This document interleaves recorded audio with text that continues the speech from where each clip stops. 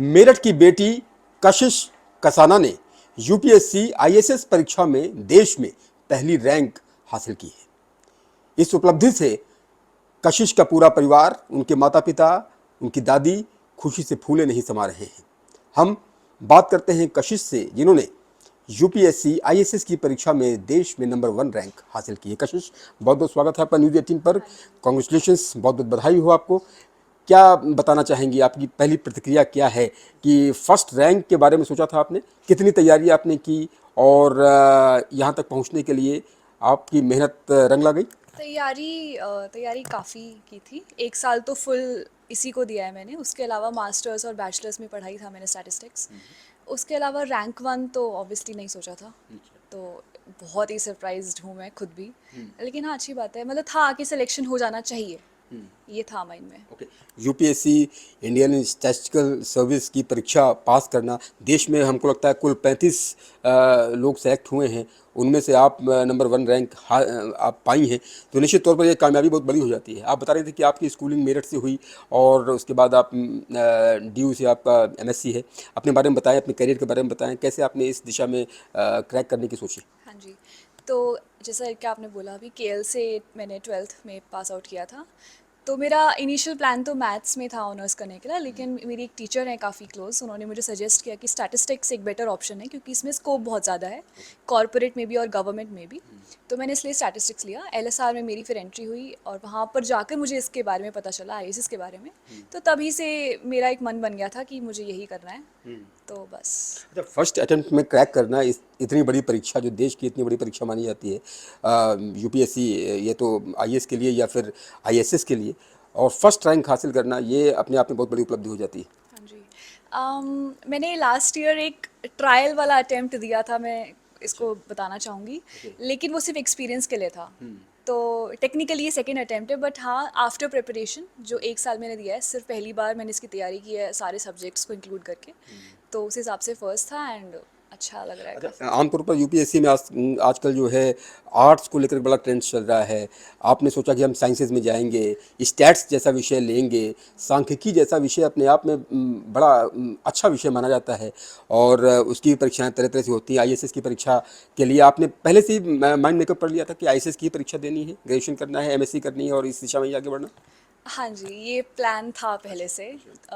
Graduation का first year था जब मुझे इसके बारे में पता चला, जैसे मैंने बताया, और तभी से मेरा फिक्स था कि आईएएस ही करना है। अच्छा। और एक साल फुल डेडिकेशन भी देनी है, ये भी था कि पढ़ाई के वक्त मुझे नहीं लगता कि मैं कर पाती, क्योंकि बहुत सारी चीज़ें हो जाती हैं कवर करने के लिए। तो मुझे था कि एक साल मैं घर पे बैठ के आराम से सिर्फ इसी की तैयारी करूँगी। तो कितने घंटे की तैयारी आपकी रोज रहती रही, कितने घंटे की पढ़ाई रोज रहती थी इस परीक्षा के लिए, या फिर जब आपका मन करता था तब आप पढ़ती थी, जब आपका ध्यान लगता था कि हाँ भाई हमें पढ़ना चाहिए तब पढ़ती थी? अम, मेरा बहुत वेरी करता है, अच्छा। तो मैं ऐसे नहीं कि मैं डेली 6 घंटे पढ़ रही हूँ। अच्छा। लेकिन ऐसा था कि कभी कभी कभी 4 घंटे हो रहे हैं दिन में, ओके। कभी कभी 6 हो रहे हैं, कभी एंड के टाइम पे 10 घंटे 12 घंटे भी हो जाते थे। ओके। तो ऐसा वेरी करता है, मतलब डिपेंड करता था कि कितने घंटों की मुझे ज़रूरत है, वो पता चल जाता है कि आपको भी कितना टाइम देना है, तो उसी हिसाब से मैं कर लेती थी। अच्छा। ठीक था। कभी कभी बिल्कुल नहीं पढ़ती थी, जब अच्छा, बिल्कुल मन नहीं करता था। जब आपका मन करता था तब पढ़ती थी, सिर्फ पढ़ने के लिए नहीं पढ़ती थी कि हम पढ़ हाँ। ही रहे हैं, सिर्फ बैठ करके बैठे हुए हैं, नहीं उसके लिए नहीं पढ़ती थी? वो नहीं हो पाता मुझसे कि मैं पढ़ने के लिए बैठ जाऊँ। अच्छा। मेरा जब मन करता है मैं आपको जब इंटरेस्ट होता था तब आप बैठती थी और उसी इंटरेस्ट और जुनून के साथ आप पढ़ती थी, हाँ हाँ, और उसी का ये परिणाम है कि इतनी बड़ी परीक्षा को आपने फर्स्ट रैंक से क्रैक किया। अच्छा, शायद। रोल मॉडल किसको आप मानती हैं? आपकी मदर प्राइमरी स्कूल में अध्यापिका हैं, आपके फादर एडीओ कोऑपरेटिव बैंक में हैं। आप क्या कहना चाहेंगे, फैमिली का कितना सपोर्ट रहा? वो आपको हमेशा गाइड करते रहे कि हाँ भाई आप पढ़िए, जो करना हो वो करो? फैमिली का इसमें काफ़ी सपोर्ट रहा है, स्पेशली मेरी मदर का। और मतलब इसके आगे मुझे पता नहीं मैं क्या कहूँ, लेकिन हाँ, मतलब काफ़ी सपोर्ट रहा है। कोई ऐसी बात है नहीं कि मुझे कभी फील हुआ हो, कोई प्रेशर नहीं है कुछ ये करने का वो करने का। जो मेरा मन था मैंने वही किया है। और आमतौर पर जब मदर टीचर हैं तो मदर की अपेक्षा भी रही होगी कि भाई बेटी हमारी और आगे बढ़े, इस बुनियाद को और आगे बढ़ाए, तो वो आपने हमेशा सोचा कि हमें आगे बढ़ना है और जो मुझे अच्छा लगता है वो करना है, यही मंत्र रहा विजय का? हाँ जी, मतलब ऑब्वियसली ये तो कोई सवाल था ही नहीं इस बात में कि क्या करना है क्या नहीं करना है। ये बात मेरे पेरेंट्स ने डिसाइड नहीं की मेरे लिए बिल्कुल भी। और मेरा था सिंपल और सिंपल मतलब और मेहनत वैसे किसको आप रोल मॉडल मानते हैं? जैसे आपके मदर फादर और दादी तो आपके हैं ही, और देश में किसको रोल मॉडल मानते हैं? जैसे मान लीजिए कि अभी हाल ही में यूपीएससी की जब परीक्षा हुई थी तो शक्ति दुबे ने टॉप किया था, प्रयागराज की रहने वाली थी। उनका जब इंटरव्यू हो रहा था तो उन्होंने कहा कि भाई उनका चौथा अटेम्प्ट है इनफैक्ट, और आपका पहले अटेम्प्ट में आपने यूपीएससी आईएएस की परीक्षा को बीट किया है। तो ऐसे लोग भी रोल मॉडल बनते हैं, या फिर साहित्य में भी आपका इंटरेस्ट रहा, कुछ कविताएं, कुछ पंक्तियां, कुछ आपको हमेशा प्रेरित करते थे, इस तरह से कुछ रहा? क्योंकि आप मैथ्स के स्टूडेंट्स हैं, आमतौर पर मैथ्स के स्टूडेंट साहित्य में उतना इन्वॉल्व नहीं रहते हैं, लेकिन आपका क्या रहा?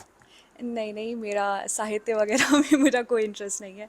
जहाँ तक कि रोल रोल मॉडल की बात है तो एज सच कोई पर्सन नहीं रहे मेरे स्पेसिफिकली। हाँ, मैंने इंटरव्यूज़ देखे हैं काफ़ी लोगों के जो टॉपर्स थे, उन लोगों के इंटरव्यूज़ देखे। एक हमारे आईएएस के ही टॉपर हैं, उनके मैंने नोट्स काफ़ी देखे हैं, तो उस उन चीज़ों ने मुझे हेल्प बहुत किया है, लेकिन रोल मॉडल मैं नहीं बोलूँगी, बिकॉज एट दी एंड आपको अपने हिसाब से ये चीज़ें करनी पड़ती हैं, तो वही है। अच्छा, अपनी परीक्षा के बारे में बताएं। आपने बताया कि आपने इतने घंटे, कोई फिक्स आवर्स नहीं थे कि आपको इतने घंटे ही पढ़ना है। इंटरव्यू के बारे में बताएं, इंटरव्यू में क्या क्या सवाल आपसे पूछे गए? क्या करंट अफेयर्स को लेकर के भी कुछ क्वेश्चन हुए? हाँ जी, इंटरव्यू में 3 चीज़ों के चारों तरफ वो घूमता है। बेसिकली आपका डैफ ओके। जो एप्लीकेशन फॉर्म होता है उनके पास, दूसरा करंट अफेयर्स और तीसरा आपका जो सब्जेक्ट है स्टैटिस्टिक्स। करंट अफेयर्स में उन्होंने मुझसे पूछा था, जीएसटी के बारे में पूछा था, जो अभी हुआ था स्लैब कट। कब इंटरव्यू हुआ था आपका? 16 सितंबर को मेरा इंटरव्यू था। 16 सितंबर को आपको इंटरव्यू हुआ था, और जीएसटी स्लैब को लेकर के जो प्रधानमंत्री जी ने जो लाल किले की रिफॉर्म्स को लेकर के, नेक्स्ट जनरेशन जीएसटी रिफॉर्म्स, उसको लेकर सवाल किया, तो क्या जवाब दिया था आपने? जवाब मैंने दे दिया था उसका, अच्छा। ठीक-ठीक। अच्छा। हाँ, सिंपल सवाल था, ऐसा कुछ बहुत टफ नहीं था। नहीं, मैं इसलिए पूछना चाह रहा था कि भाई जैसे और लोग एस्पिरेंट्स हैं और वो इस तरह की परीक्षा दे रहे हैं, इंटरव्यूज़ को फेस करना सबसे बड़ी चुनौती होती है, क्योंकि इंटरव्यूज़ में बड़ी नर्वसनेस होती है कि कैसे जो है क्रैक किया जाए, क्या सवाल पूछ लेंगे। आपने इंटरव्यूज़ को लेकर के कैसे प्रिपेयर किया था, कितना प्रिपेयर किया था, आपने आपको मेंटली कितना स्ट्रॉन्ग किया था? देखिए, मेरे पास इसके लिए कोई स्पेशल टिप और ट्रिक तो नहीं, क्योंकि मैं खुद भी नर्वस थी, हाँ, मैं yes, झूठ नहीं बोलूँगी। yes। और इसमें मेरे फ्रेंड्स का बहुत बड़ा हाथ है एक्चुअली। मेरे जो फ्रेंड्स हैं उन्होंने मेरा मॉक इंटरव्यू लिया था डेली, क्योंकि हम लोगों को टाइम बहुत कम मिला था। जिस दिन मतलब उन्होंने सिर्फ 10 दिन दिए थे, जिस दिन अनाउंस किया था कि इंटरव्यूज़ दिन है, तो उन 10 दिनों में ऑफलाइन कोई मॉक मेरा हो नहीं पाया था, तो ऑनलाइन हुआ था सब कुछ। तो मेरे फ्रेंड्स ने डेली मेरे मॉक लिए थे, I am grateful to them. हाँ तो जी, कितने दिनों तक ये मॉक इंटरव्यूज़ आपके फ्रेंड्स के साथ चलता रहा? 7-8 दिन तक लगातार। रोज़ आप बैठते थे 1-1 घंटे? डेली। एक मेरी बहुत अच्छी दोस्त है, उसने मेरी डेली इंटरव्यूज़ लिया है। Very nice. या एंड आई एम तो रियली आपके फ्रेंड्स ग्रेटफुल। का बहुत बड़ा रोल रहा। तो उन उस मॉक इंटरव्यू का इतना फ़ायदा हुआ कि आपकी नर्वसनेस जो थी इंटरव्यू को लेकर के, वो जो है थोड़ा कम हो गई। एब्सोल्युटली उन मॉक इंटरव्यूज़ की वजह से हुआ है। दूसरा एक और मॉक मेरे जहाँ पे मैंने कोचिंग इंस्टीट्यूट ज्वाइन किया था, वहाँ पे उन्होंने एक और मॉक लिया था। तो कोचिंग इंस्टीट्यूट भी ज्वाइन किया जी। था इंटरव्यूज़ के लिए? नहीं नहीं, एक पूरी प्रेपरेशन में था मेरा, तो पूरी ऑनलाइन प्रिपरेशन, था। ओके। हाँ जी, ऑनलाइन ही घर पर रह करके हाँ जी, उनसे गाइडेंस आपको मिलती रही प्रॉपर? वीकेंड्स पे उसकी क्लासेस होती हैं ऑनलाइन। अच्छा, आपने बताया कि नेक्स्ट जनरेशन जीएसटी रिफॉर्म्स को लेकर के आपसे सवाल किया गया इंटरव्यू में, यूपीएससी आईएएस की परीक्षा में। नेक्स्ट जनरेशन जीएसटी रिफॉर्म्स को लेकर आप सोचते क्या हैं? आपका क्या कहना है कि नेक्स्ट जनरेशन जीएसटी रिफॉर्म्स एक बहुत बड़ा प्लेटफॉर्म होगा, क्योंकि आप स्टैट्स की स्टूडेंट हैं और अच्छी तरह से सांख्यिकी को, अर्थव्यवस्था को भी समझती हैं।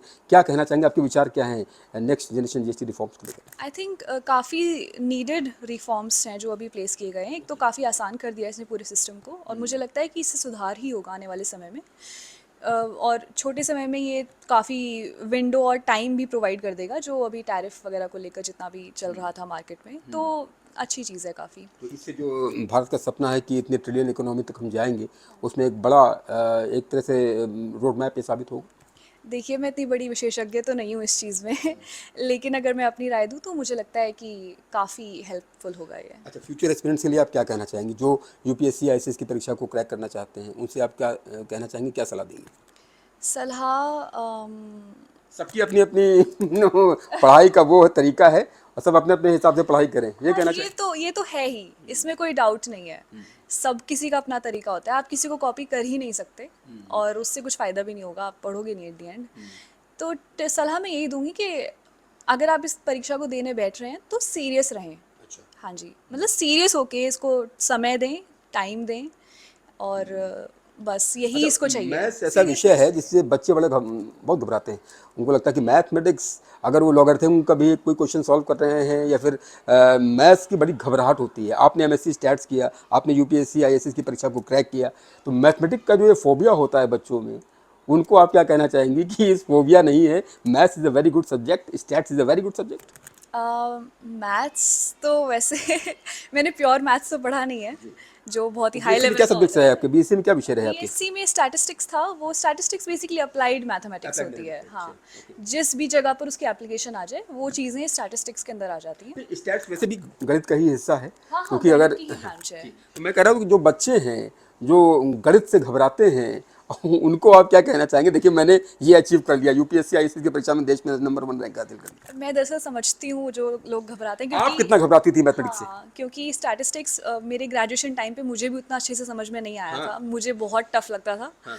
लेकिन एक बार जब आ जाए समझ, तो उससे बेस्ट कोई चीज़ लगती नहीं है फिर। तो वो बस वो एक क्षण की देर होती है, थोड़ा मेहनत करनी पड़ती है, चीज़ों के पीछे भागना पड़ता है, बहुत बुक्स पढ़नी पड़ेंगी शायद, या फिर टीचर्स की बहुत हेल्प लेनी पड़ेगी। लेकिन एक बार आपको समझ में आ जाए तो आपको उससे ज़्यादा पसंद कुछ आएगा नहीं फिर। अच्छा, आप स्कूल डेज में भी टॉपर रही हमेशा, या फिर आपकी रैंकिंग क्या रहती थी? ज़्यादा रैंकिंग नहीं आती थी? मतलब अपने बारे में बताइए, स्कूल डेज के बारे में बताइए। नहीं नहीं, स्कूल डेज में मेरा नॉर्मल स्टूडेंट, एवरेज स्टूडेंट थी? नहीं, थोड़ा अबव एवरेज थी। अच्छा। हाँ जी। और यहीं से 12th में साइंस स्ट्रीम में सेकंड टॉपर भी थी मैं। अच्छा, very good. तो पढ़ाई में तो मतलब पहले से ही एक तो घर से भी काफ़ी वो रहा है, पुश रहा है कि भैया पढ़ो, ठीक है। तो वो वाली बात थी। तो ठीक है, पढ़ा इसलिए बस। दादी के लिए क्या कहेंगी? दादी ने बहुत आशीर्वाद दिया आपको, हाँ, मिठाई उठाई खिलाई? दादी, हाँ, दादी काफ़ी श्योर थी कि हो जाएगा मेरा। अच्छा। हाँ, दादी तो का आशीर्वाद जो है हाँ, हमेशा। डेफिनेटली आशीर्वाद तो है ही। और अच्छा, नेक्स्ट अब जो है जैसे आपका सिलेक्शन अब हो गया है, अब आगे क्या होगा, क्या प्रोसेस होगा? अभी तो देखते हैं, अभी जो उनका लेटर वगैरह आएगा तो अभी ट्रेनिंग होगी? हाँ जी, ट्रेनिंग होगी, 1 साल की ट्रेनिंग होगी प्रॉपर। इसकी उसके ट्रेनिंग कहाँ बाद पर होती है आईएसएस की? इसकी ट्रेनिंग नोएडा में इसका ट्रेनिंग सेंटर है, NSSTA करके, वहाँ पर इसकी ट्रेनिंग होती है। क्या आगे भी आप और परीक्षाएं, जो देश की और बड़ी परीक्षाएं हैं, वो भी देने का सोच रही हैं? अभी तो मैंने नहीं सोचा है, मेरा कंप्लीट फोकस इस पे था। तो अभी देखते हैं आगे, कभी मे बी कुछ सालों बाद अगर मुझे लगा कि मुझे करना प्रिपरेशन कर सकती चाहिए। हैं। बट अभी तो ऐसा मेरे दिमाग में कोई विचार नहीं है। अभी तो बस ये है कि बस पोस्टिंग हो जाए, हाँ? हाँ, मतलब मुझे ये जॉब अच्छी लगती है, मुझे ये सब्जेक्ट अच्छा है, लगता है काफ़ी, तो मुझे लगता है मैं इसमें काफ़ी अच्छा कर सकती हूँ। All the best Kashish. Thank you so much. कशिश कसाना जिन्होंने बताया कि किस तरह से उन्होंने पढ़ाई की, कैसे उन्होंने इतनी बड़ी परीक्षा को क्रैक किया और यूपीएससी आईएएस की परीक्षा में देश में नंबर 1 रैंक हासिल की। वाकई में बेटियां उड़ान भर रही हैं, आकाश छू रही हैं। कशिश ये कहना है कि गणित से कभी घबराना नहीं चाहिए, मैथमेटिक्स से कभी घबराना नहीं चाहिए। ये मैथमेटिक्स कोई फोबिया नहीं है। मैथमेटिक्स तो इतना प्यारा सब्जेक्ट है कि एक बार आपको समझ में आ जाए तो फिर आप कशिश कसाना बन जाते हैं। अपने कैमरा सहयोगी शुभम के साथ उमेश श्रीवास्तव, न्यूज़ 18 मेरठ।